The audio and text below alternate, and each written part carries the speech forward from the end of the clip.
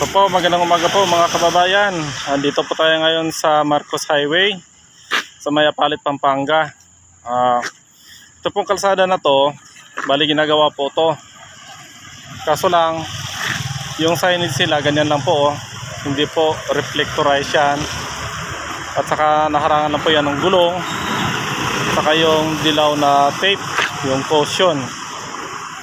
So, dahil po ganyan po ang ating signage, hindi po atin, gumagawa ng contractor, ganyan lang po ang signage. Pag malakas po ang ulan, may tendency po talaga na yung mga motor, lalo na yung mga single na motor, ay didiretso po yan dito. Ito po, kasi ito lang po yung nasa baba, mga gulong, tsaka yung maliit na tape na yan, yung caution. So, isipin nyo po mabuti mga kababayan kung bali po malakas ang ulan, kung madilim po yan, nakavisor pa yung nakamotor, talagang maaari pong didiretso siya dito. Ayun na natin yan, didiretso po siya dyan. So gaya nga po na nangyari itong dalawang motor mga kababayan, dumiretso nga po dito. May ginagawa nga po itong kalsadang ito. Yan po, kakabitan kasi yan yung mga tube na yan. Ayan po, butas po yan. Tingnan niyo po mabuti. Yung dalawang motor na sa kabila, yan po, nag-shoot po yan, kaya binuhat lang namin yung isa. Ayan, isa yun, binuhat lang po namin yan. Galing na po yan sa baba. At ang mga sakay po niya nasa hospital na po. So yun po mga kababayan, kayo na po ang humusga kung paano po pag ganito ang mga kontraktor. Walang maayos na signage. It should be yung signage nila ay ilaw po. At yung ilalagay nila ng mga barrier ay talaga pong malalaki. Yung ika nga ay standard po. Substandard po yung signage. Kaya yan po nangyari. Sa lalim ng binutas nila, dalawang motor na po ang nadali. Ayan po. Galing po yan sa baba yung motor na yan, na-shoot po yan. At binuhat lang po namin yan. Ito pong isa, ayan po, bali po yung ulo. Ayan po.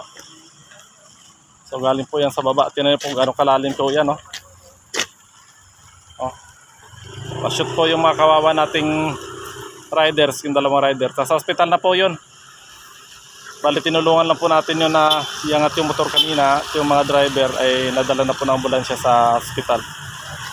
So yun po, hanggang dito na lang po muna mga kababayan.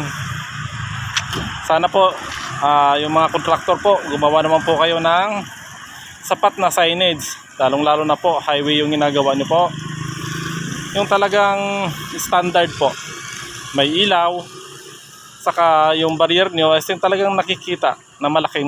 Kasi po marami po kayong papatay na kababayan natin dito na mga riders. Mostly po sa mga riders yun po, napakadelikado po. Dito sa kabilang side, pupunta po tayo sa kabilang side. Ito po, parang ganito lang po yan, signage nila. Actually maayos pa to kasi double to Kung doon sa kabila kasi isa lang yung tape ito mas dalawa pa tong tape. So sa kabila isang tape lang yun.